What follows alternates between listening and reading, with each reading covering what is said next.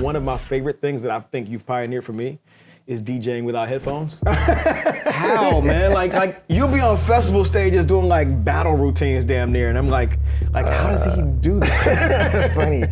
Well, look, nowadays I do a lot of my shows on CDJs. Yeah. And on CDJs, like the tempo is like on the screen, so like you just need this to like start it on beat, and then But there's definitely a point where I realized like I don't really need these headphones. For people who have no idea how Serato or any DJ equipment works, I would imagine they see you like, what? Yeah, that's funny. Yeah, it's the Almanac of Rap show. I got opinions and they all factual. No news, just information that you won't be able to use unless you're at a dinner party trying to impress who's in attendance with endless tidbits of nonsense. We're gonna have a good time, I promise. YouTube rabbit holes, Reddit deep dives, pulling out old interviews from the archives. Styles, fads, trends, all of that. It's the Almanac of Rap.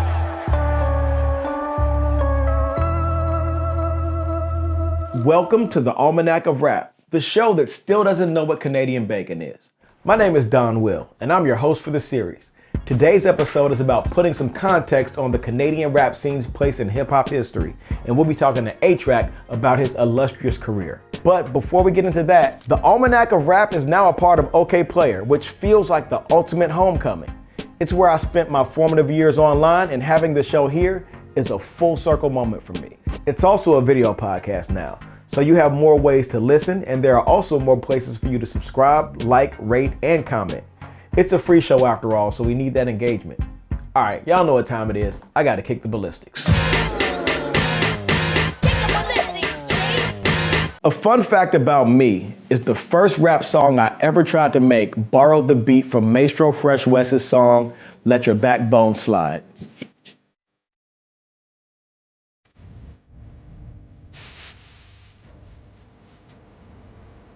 If you don't know who Maestro Fresh West is, he's a Canadian rap pioneer. And I don't know how a kid in Cincinnati, Ohio found his cassette tape, but it probably has something to do with the curation at my local record shop. Now, as a rapper, I've toured Canada with several artists, including Major One, Fresh Kills, and Mocha Only, who are all Canadian hip hop artists. Quick sidebar. I find it fascinating that Pam Grier loves Mocha Only's music. Apparently, she met him while filming Bones with Snoop Dogg in Vancouver. She says she bought all of his music on vinyl and was even quoted saying that she'd go on tour with him to sing background vocals if he'd let her. Man, shout out to my guy Mocha Only and Pam for supporting the underground. I wonder if they're still in touch. Why am I providing all of these Canadian rap receipts today? Well, it's because I really think that it's time we put more respect on Canadian hip hop's name. Canada is 1.6 times larger than the United States, and it has an East and West Coast, which means that there must be hip hop associated with those coasts, just like here in the US. I don't think there's a Southern hip hop scene in Canada, but Toronto seems to be the furthest major city in the South, so I'll let you do the math on that. From what I have learned, there's an Aboriginal hip hop scene. Big chief in the building, nobody take your place. Remove your feelings if you wanna ride with me. And even a French-Canadian hip hop scene.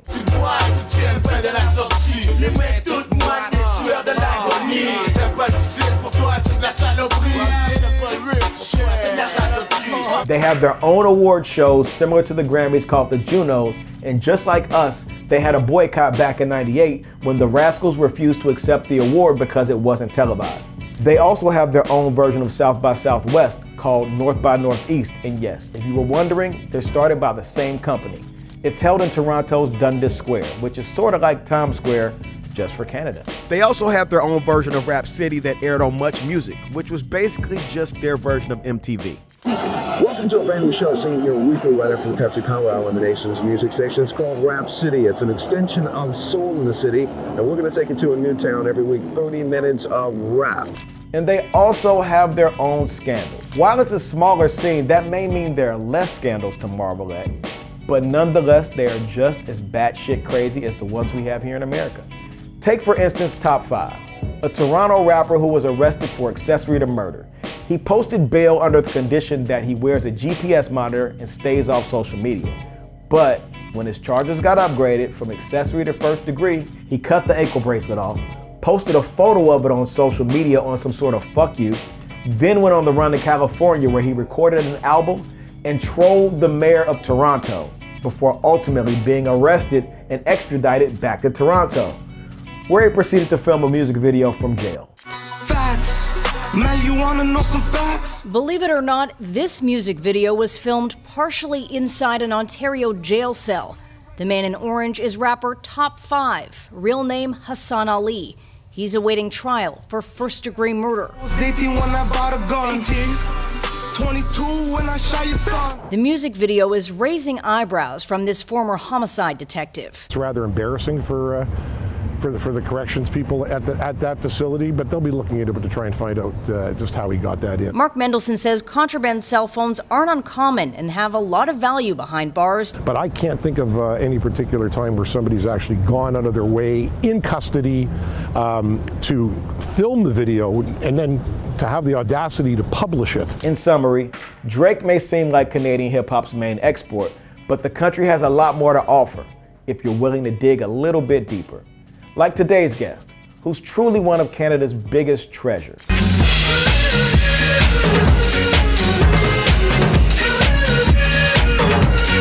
Barbara Streisand. Today's guest is a person that honestly, they say people like him need no introduction, but he honestly does because he's done so much shit that I would forget what he's done. I would leave something out. So he's the founder of Fool's Gold Records.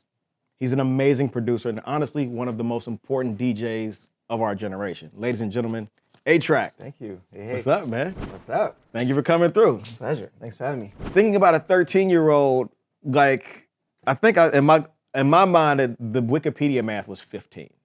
Like I won the around DMCs 15. at 15. Okay. I started scratching at 13, and 2 years later, I was world champion. Still very young to be like, I'm gonna start a label. Like, what? Yeah. What the fuck? Well, okay, so it was just a very DIY era in general, right? And Yeah. like the hip hop scene in Montreal, You were building it, essentially. we all like, you know, there's definitely a generation that was building it before us, but we just fell into it, embraced it, and but it was so small that it was also sort of like overlapping on like some of the clubs where there'd be hip hop shows were also kind of like punk and hardcore venues. Yeah. Which is a scene that has that DIY ethic too, Yep. where people kind of would make their own, you know, print their own cassettes or CDs and, you know, draw the cover art themselves. Like it's hip hop and punk in the 90s had that, Hand you in know. hand. So in that context, right, I won the DMC World DJ Battle really early on. It was the first battle I ever entered. So yeah, I won the Montreal battle that took me to the Canadian finals, where I thought for sure the Toronto DJs would win because they just had a stronger reputation. Yeah. I won that, and that took me to the world finals. Next thing you know, I'm world champion. So I'm starting to connect with people in New York and other DJs. At the same time, my brother and I were just, you know, kind of messing around making hip hop records, where he was making rap beats and his friends from high school were rapping on them. And I was scratching on these records, and the group was called Obscure Disorder. And we ended up collaborating with Nonfiction and a couple other groups too. But when we had some records that we wanted to put out, by that point, you know, it's 97, it's that in the independent hip hop era, it's, you know, I'll always remember when Company Flow, Indelible MCs had, you know, their records that on the center label it said independent as fuck and loving it. Yeah. That was the ethos.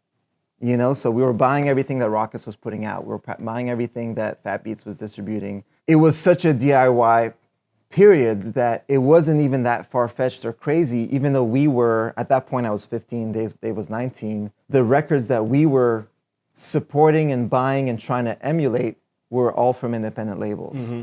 You know, so It made it feel even more possible. yeah, it was just sort of like, all right, let's figure out what the pressing plant is, and we'll press some vinyl, and then we'll see who can distribute it. And actually, Rock Raider, rest in peace, connected me with Rich King at Fat Beats, and Fat Beats gave us a distribution deal. It was so fascinating to find out that you had that label at such a early Yeah. age. Have you ever thought about bringing it back, or is it just like... Part of the context for starting Fool's Gold 10 years later was shutting down Audio Research. Okay.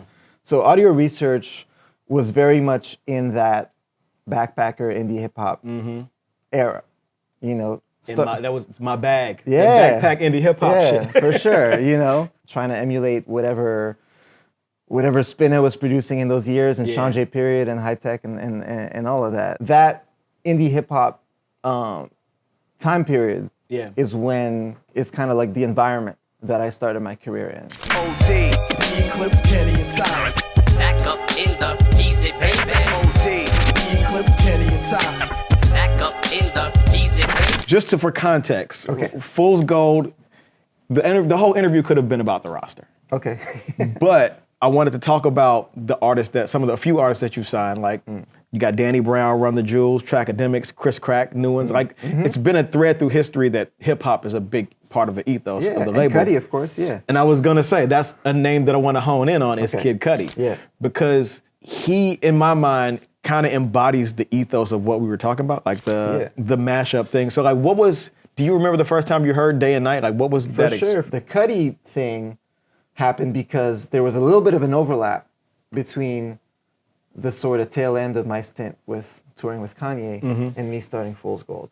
So through the I didn't know that. Okay, yeah. There was a year overlap. I thought they were simultaneously, but yeah. No, Good to know. I toured with Ye from 2004 to like the very end of 2007, start of 2008. Okay. So I came on right after College Dropout came out. Did that tour, the tour with Usher. We toured Europe. We did all the late registration shit. Scratched on Gold Digger. Scratched on those Common albums. Graduation was very, very involved with. Brought in the Daft Punk shit. The Stronger, yep. Yeah. Which I've talked about in plenty of interviews. Yeah. And then in the middle of that is the stuff that I was just describing, where I'm going to New York. I'm hearing all this music. I'm starting to produce a little more, and I'm just like, this feels like something I want to be a part of. We start Fool's Gold with the guys at the start of 2007, but I'm still going off on the road with Ye for like 2-3 months at a time. And after a year of trying to do both, I was just like, this can't hold. Yeah. So I quit the Kanye gig. But Plain Pat was Kanye's Plain Pat, what up? Plain Pat, what up? Shout out to Plain Pat. And so Pat, even though he worked at Def Jam, found Cudi's music. And I remember him sending me shout out to sending music on iChat. Yeah. So Pat sent, at one point just hit me up and I was like, I found this kid, he's from Cleveland, but he's out here working at the Bape store and his shit's different. It's kind of cool. But he kind of sent me on some Def Jam wouldn't get this. What if we did something on your little setup? Because I just, New York, Fool's Gold was new, So he sent me definitely Day and Night and That New, maybe a third song, I don't really remember. But I definitely know he sent me those. And I just sort of marinated on them for maybe a few weeks. And I remember there was I went to Australia for some shows, and I remember there was a flight on the way back where I just listened to Day and Night on repeat, probably that whole flight. And I remember coming home and being like, okay, this song's really special. I can't stop listening to it. And I remember even trying to figure out whether I wanted to give notes on the production because it sounded so different and kind of almost unfinished, a little rough around the edges. But so trying to be well, should we give them notes on, on how it sounds, or is that just what makes it cool? Mm-hmm. Which we ended up deciding on the latter. And by the way, I was wrong. It's genius the way that it's produced, but it was different. Seems to free his mind at night, at night. That's how we did a single deal with Cudi, and we put out Day and Night and pressed up the vinyl, and Dust illustrated that amazing cover art, yeah. And that just bubbled for months and months, and it got huge, of course, but it took months for it to get even medium big, then it got even bigger. It took a while. It took a while, and the Crookers remix was a freebie that came from MySpace, and that became a huge electronic record, and then and we licensed that to Ministry of Sound, which is a big British dance label. So there was the dance remix that was blowing up in Europe and UK especially. And the original version that, once Jim Jones jumped on it, that took on a life of its own. I remember around that time we were doing stuff with 88 Keys. Yeah. Okay. And we went to work on his Death of Adam album, and he played us the Kid Cudi song from the record from the album, and I was just like, what the fuck is this? Yeah, exactly. It was I think anytime anybody ever heard Kid Cudi, it was always that oh shit moment. Yep. You were seeing a spaceship land.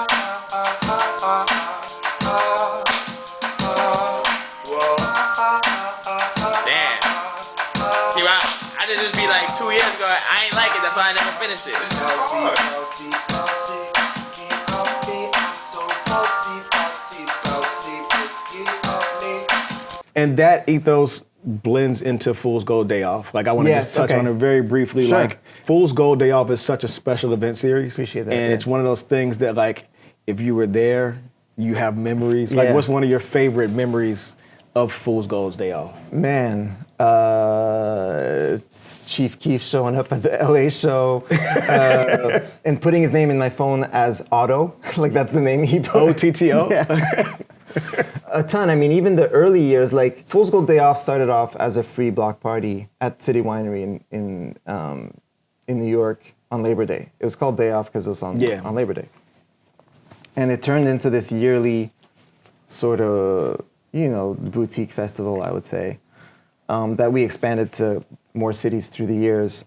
But it also became this sort of like petri dish for, all the cultural colliding that was happening in the 2010s, like for a whole decade. Yeah, like the cross-pollination in real time. Yeah. Like, okay, we're not just doing it on record, now we're doing it in person. Yeah. Exactly. To your point, it even became kind of a case study for us to show people the combination of styles and generations and genres that made sense to us at Fool's Gold. We were able to like do an expose as an event and be like, yo, come to Fool's Gold Day Off.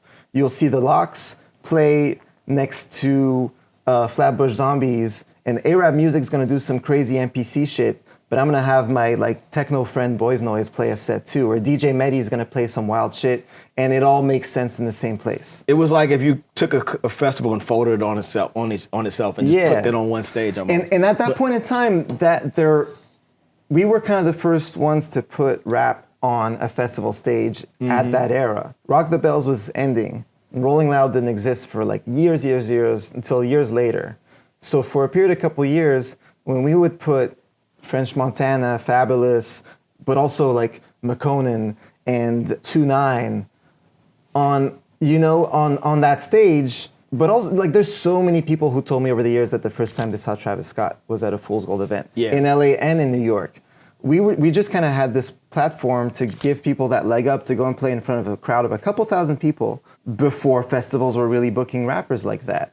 You know, and one of my fondest memories, to answer your question, is booking Juicy J, who I had met years prior when I was working with GLC. So I knew Juicy J from like my Kanye tours many years before, but he was starting to do the solo thing, and he was doing those mixtapes with Lex Luger. And we brought him to, I want to say it was the second year of Fool's Gold Day Off. It's just me calling him direct, and then him, and him being like, yo, you think, are they gonna know my records in New York? Literally, like just, because it was new.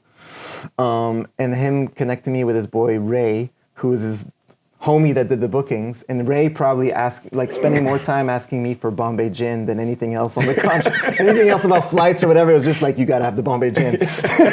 Gotta have the Bombay. Yeah. And bringing Juicy J to New York and like the whole ASAP mob coming out and performing on stage with him, and that whole collision just being like happening, like on some like Seinfeld Worlds Collide shit, happening for the first time, like magic in front of us. Because it's one of those things where like if you've heard A$AP Rocky, you're like, oh, they're aware of Juicy J. I wonder how they met. And then all of a sudden, hadn't met yet. You put it in front of people. They hadn't met yet, and Rocky hadn't blown up yet. He had just put out the first mixtape, and actually we tried to sign him.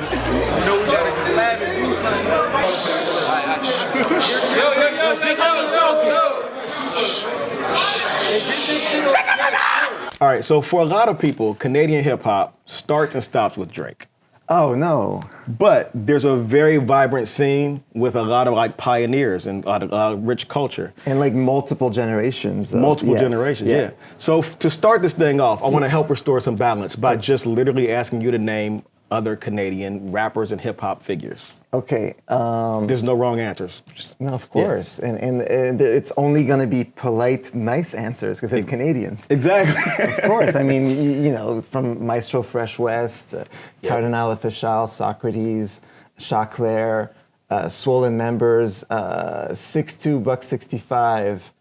Shout out my old crew, Obscure Disorder from Obscure Montreal. Disorder, yeah, let's go. Chaos, Preem, who's down with Drake. Belly, yep. Who's been around for a lot longer than people know. Oh shit, really? Yeah. He was doing stuff for like years before the Weeknd affiliation.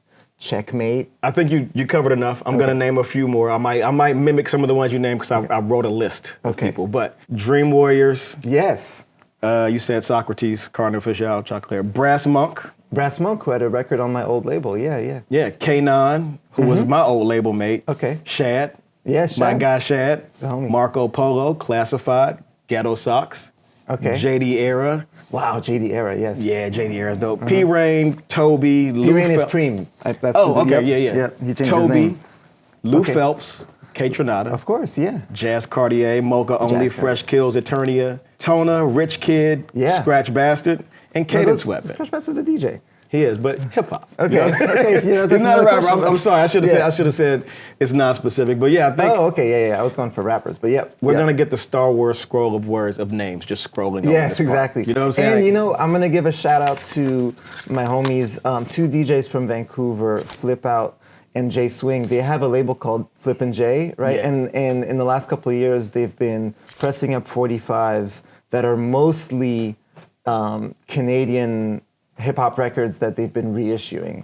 So, you could just go to Flip and J, to their website and like check out what they've been repressing, reissuing. That's become a nice little hall of fame of Canadian hip hop. Yeah, and Flip Out does some amazing edits too. Yeah. So you know what I'm saying? I'm definitely going to cop some 45s. Yeah. You know what I'm saying? I read somewhere that Kid Koala was one of your mentors. Yes. And I wanted to know like what other figures in like Canadian hip hop figures or other people were like they're formative in your early years. When we were around that age, when I was like 13, 14, learning how to scratch, Dave had a college radio show, even though he wasn't even in college yet, but his buddy had a college show and he kind of like took it on.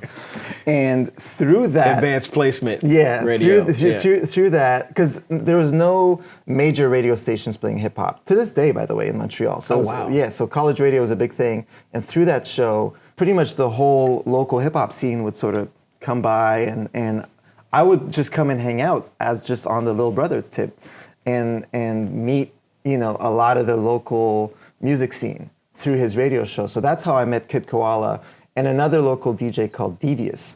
And those two, and there was a couple others, DJ Storm, DJ Choice, just pretty much like, the local hip hop DJs. And they all kind of took me on and like literally opened their doors to me. Like I would just go to any of them to their, to their apartment, their house, and kind of show them my scratching tricks. So me being really young, I was like learning a lot of stuff fast. It's like a kid learning a language. I also made they have the memes, the one gotta go memes. Yeah. The classic four things. Yep. So if we had to apply that to DJ, there are 4 different styles of DJ. Okay. I picked 4. Turntablism. You got the selector. You got party rocking. And you got wedding DJing. One gotta go. But to me, selector and party rocking overlap. Okay. I'm gonna keep the wedding DJ. They're important. Society needs them. We need love. Love always wins. Exactly. Love wins. L-O-V-E. Do you remember in the Michael Jackson Is This It movie? He kept being like, L-O-V-E. Yeah. So I guess I'm gonna eliminate the party rocker. Party rockers gotta go, man. We ain't. But you know what? But I will say this: party rockers in the house tonight. That's my karaoke song. Man, I forgot about that song. Oh, please don't. I'm gonna put it back in my Serato. There we go. But really briefly, you have your own award show, the Goldie Awards. Yeah. You started an award show, and it's an award show DJ competition. I was gonna say the name is misleading because it's actually more of a battle. It's misleading. It's more of a battle, but at the end of the battle, they get awards. Yes. So it's an award show. Okay. By default, it's an award show. I wanted to ask you about how it came about, but really briefly, because I want to get into another thing about award shows. But like, what was your decision to start that? Was it just the lack of visible DJ battles on the scene? Yeah, there was this sort of point where like DJs and producers were becoming really well known. Skrillex on the cover of Rolling Stone, like Vegas residencies, and I of course come from battles, so I wanted to sort of tie the loop and bring battles into a more current conversation, because what kind of happened was battles sort of we're becoming a little washed culturally. Right. We're becoming a little bit in the past. Goldie Awards was meant to update the visibility of DJ battles and beat battles for where culture was at that point in time. What I want to do is start my own award show. Okay. And my award show is the award show. Okay. We have to award the award shows Yes. because sometimes the award shows get it right, and they deserve credit for when they get it right. Yes. And when they get it wrong, we got to course correct. Yes. That's my fair. opinion. That's fair. So I got 4 different categories and topics. We're gonna go through them. Okay. If you're willing to be my presenter judge for Yes. this. All right. All right, let's do it. Welcome to the award show. My name is Donwill, and today's guest narrator. What do they have at award shows? Is it narrators? It's not narrator. Presenter. Presenter. Presenter. Today's my co-presenter is A-Trak, legendary DJ, record label owner, and friend of the show. All right, for category number 1 of the award shows, who got the Hip Hop 50 tribute the rightest? I'm gonna, you know, I don't know if you got to catch the award show coverage, the Hip Hop 50 Awards, but almost everyone had a segment. You got some of it, so I'm gonna give you the 4 different award shows, and I'll also give you a blurb about what their coverage was in case you didn't see it. Okay. And we can see the Grammys with Questlove and LL Cool J curating this experience. It was awesome. We also had the BET Awards, who did a tribute to the regions of hip hop. Okay. South, North. They did So Def tribute. It was dope. The VMAs, which was mostly just Nicki Minaj and Young Money. Fair. I see where you stand on that one. Yeah. I didn't even see that one. Yeah. I see where you stand on it. And lastly, the Junos. They did a Canadian hip hop tribute where Cardinal Official and I forget the woman's name, they walked through the pioneers like the Mixture of Fresh West and the Michi Me and like that stuff. Okay. And it ended with, I think Toby did a song, but it was a very cool kind of presentation of Canadian hip hop. Yep. So, which of these 4? This is a hot water question for you because it's a Canada bias, but you are the presenter, so what you say goes. Which one of these award shows wins the award? I'm gonna say the Junos, even though I didn't see it, because I feel like I fuck with it. I love from the way you describe it, they probably got it right.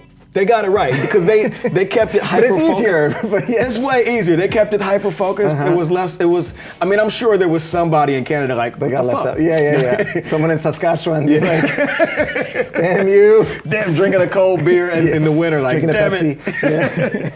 All right. So the next one is more of a course correction instead of a category. Okay. In 1990, the Grammy for Best Rap Performance was awarded to Young MC's Bust a Move. You know that song. Yes, we all know course. that song. Great song. It was a monster hit in its day, but we might need to revisit the category to see if we got it right. So the other nominees were Wow, okay. Me, Myself, and I by De La Soul. I Think I Can Beat Mike Tyson by Jazzy Jeff and the Fresh Prince. Fight the Power by Public Enemy. Wow. And Funky Cold Medina by Tone Loc. Wow, Delicious Vinyl had 2 nominations. Delicious was fucking killing it. Great so logo. Who's taking home the award? De La. De La? Come on. De La's not here to accept their award today, so on behalf of the award show awards, Paz, Mace, and Dave, congratulations. You're welcome here to come give your victory speech, acceptance speech. The third category of the award show awards. Every award show has that classic viral moment. Yep. And this award is about who had the best viral moment. Jazzy Jeff and the Fresh Prince boycotting the Grammys. Wasn't really viral, but we'll say it was viral of its time. Outkast at the Source Awards. You know, the South got something to say. Yep. You know it. Kanye and Taylor Swift at the VMAs.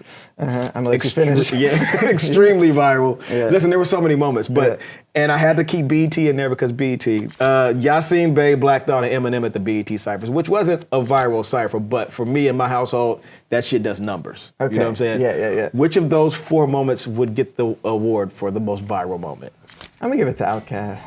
Gotta give it to Cass, man. Yeah, I feel like that was just so prescient. Like that really announced like the next 20 plus years. It did. 20 years, I guess. Yeah, I guess it was exactly 20 years ago.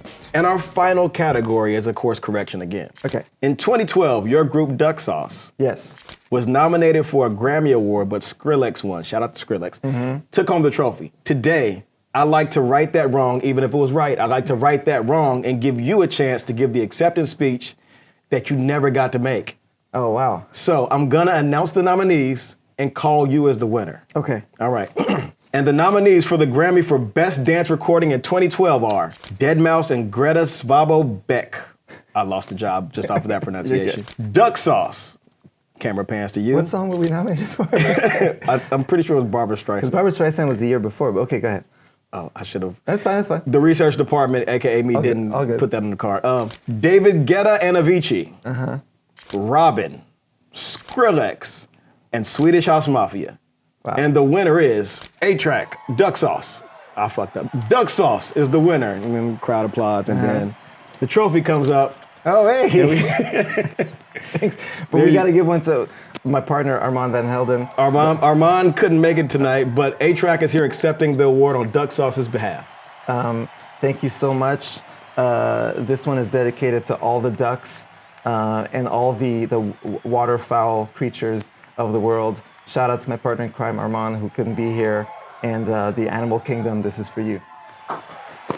Didn't even get played off by the award music. That was good. You know what I'm saying? You didn't go too long. Brevity.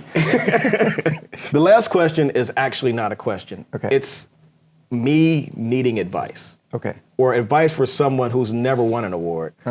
How do you deal with not winning an award? That's just like it's keep it light, keep it fun. But you know what I'm saying? Like, what is your advice to a person trying to win an award who hasn't won that award? I mean, it's out of our hands. It's out of our hands. I think that's the best way to look at it. You know, there was some battles that I lost to, and you brush it off, like Aaliyah said. Brush yourself off and try again. Or like Jay-Z, brush that dirt up, brush that loss off your shoulder. You know what I'm saying? Yeah. Well, I think we did it. I think that's it for today, man. Cool. Appreciate it. Thank you so much man. for coming through, and Yes, sir. you're more than welcome to take that award home if you want it. Thank you. Thank you. The duck comes off if you want it. Collapsible. Once again, shout out to our guest A-Trak for stopping by to hang out with us. Such a cool dude. You can find out more about him and his label Fool's Gold by clicking the link down below in the show description. And that's it for this week, but don't forget to stick around for the post-credits. The Almanac of Rap was created, hosted, and written by me, Donwill. The show's executive producers are Donwill and Isha Sesay. The show is produced and directed by Travis Harris. Hassan Spruill is the assistant producer. The show was edited by Kobina Baffour and Tony Mui. The camera operators are Travis Harris, Tony Mui, Kaushik Kalidindi, Melissa Bunny Elian, and Kobina Baffour. Art direction was handled by Kaushik Kalidindi. The technical director is Compton Timberwolf. Music production was handled by Von P. Brianna Harris is the production assistant. And here's that clip of A-Trak winning the DMC battles in 1997. Baby pictures, how cute. All right, I'll see you guys next time on the Almanac of Rap. Who would you have who could possibly beat me? A-Trak!